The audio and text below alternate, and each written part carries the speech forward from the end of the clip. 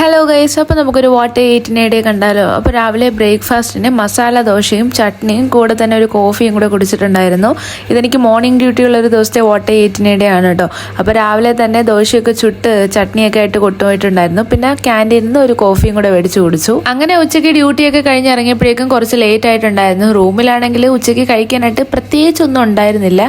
അത് മനസ്സിലാക്കിയിട്ട് ഞാൻ ക്യാൻറ്റീനിൽ തന്നെ ഒരു ചിക്കൻ സാൻഡ്വിച്ച് പാഴ്സൽ ചെയ്തിട്ട് നേരെ റൂമിലേക്ക് വന്നു. നല്ല വിശപ്പുള്ളതുകൊണ്ട് റൂമിലെത്തിയ പാടെ തന്നെ സാൻഡ്വിച്ച് എടുത്ത് പ്ലേറ്റിലേക്ക് തട്ടി അപ്പം തന്നെ അകത്താക്കിയിട്ടുണ്ടായിരുന്നു. നമ്മുടെ ഹോസ്പിറ്റലിലെ സാൻഡ്വിച്ച് ആയതുകൊണ്ട് പറയുമല്ല, ഇതിനൊടുക്കത്തെ ടേസ്റ്റ് ആണ്. സാൻഡ്വിച്ച് അകത്താക്കി കുറച്ച് കഴിഞ്ഞപ്പോഴേക്കും എന്തെങ്കിലും മധുരം കഴിച്ചാലോ എന്നൊരു ആലോചന വന്നു. പോരാത്തതിന് നമ്മുടെ ഫ്രിഡ്ജിൽ ഇതേപോലെ ഐസ്ക്രീംസ് എന്തെങ്കിലും ഇരിക്കുവാണെങ്കിൽ ആ മധുരം കഴിക്കാനുള്ള ആലോചന കുറച്ചുകൂടി കൂടും. അത് സ്വാഭാവികമാണല്ലോ. ഞങ്ങളിടയ്ക്ക് ഐസ്ക്രീം കഴിക്കാറൊക്കെ ഉണ്ടെങ്കിലും ഇതേപോലെ ഫാമിലി പാക്ക് ഒന്നും അങ്ങനെ വാങ്ങാറില്ല കേട്ടോ. ഇത് സെപ്റ്റോയിൽ എന്തോ ഒരു ഓഫർ കണ്ടിട്ട് അങ്ങനെ മേടിച്ചതാണ്. 700 ml 84 രൂപയ്ക്കാണ് കേട്ടോ ഞങ്ങൾക്ക് കിട്ടിയത്. അല്ലെങ്കിൽ നമുക്ക് മലയാളികൾക്ക് ഓഫർ എന്ന് പറയുന്നത് ഒരു വികാരമാണല്ലോ. എവിടെ കണ്ടാലും നമ്മൾ ചാടി വീഴും. അടുത്തതായി നിങ്ങൾ കാണാൻ പോകുന്നത് എന്റെ ഫ്രണ്ട് ആര്യലക്ഷ്മി ഐസ്ക്രീം ടേസ്റ്റ് ചെയ്യുന്നതിന്റെ എക്സ്പ്രഷൻ ആണ് കേട്ടോ. ഇവൾക്ക് എന്ത് ടേസ്റ്റ് ചെയ്താലും ഒരേ എക്സ്പ്രഷൻ ആണല്ലോ എന്ന് ഇപ്പൊ നിങ്ങൾ വിചാരിക്കും. പക്ഷെ അങ്ങനെയല്ല കേട്ടോ. ഇവൾക്ക് ഇതല്ല, ഇതിന്റെ അപ്പുറത്തെ എക്സ്പ്രഷനും ഇടാനറിയാം. പിന്നെ അതൊന്നും ഞാൻ വീഡിയോയിൽ കാണിക്കുന്നില്ലെന്നേ ഉള്ളൂ. പിന്നെ ഇതെന്താ സംഭവം എന്ന് പറഞ്ഞാൽ ഞങ്ങൾ ഡിന്നറിലേക്ക് ഒരു ക്യാരറ്റ് ഷേക്ക് ആയിരുന്നു കേട്ടോ പ്ലാൻ ചെയ്തിട്ടുണ്ടായിരുന്നത്. ക്യാരറ്റ് ഷേക്ക് ഒക്കെ ഉണ്ടാക്കാൻ ഇപ്പൊ പലർക്കും അറിയുന്നുണ്ടാവുമല്ലോ അല്ലേ. എന്നാലും ഞാൻ എന്റേതായിട്ടുള്ള രീതിയിൽ ചെറുതായിട്ടൊന്ന് ചുരുക്കി പറയാം കേട്ടോ. നല്ലോണം വേവിച്ച് ചൂടാറിയ ക്യാരറ്റ് മിക്സിയുടെ ജാറിലേക്ക് ഇട്ട് നല്ല കട്ടപ്പാലും പഞ്ചസാരയും ഏലക്കപ്പൊടിയോ അല്ലെങ്കിൽ ഏലക്കയും കൂടി ഇട്ടിട്ട് നല്ല രീതിയിൽ അടിച്ചെടുക്കുക. ഈ ഒരു രീതിയിലാണ് ഞങ്ങൾ ഇവിടെ പൊതുവേ ക്യാരറ്റ് ഷേക്ക് ഉണ്ടാക്കാറ്.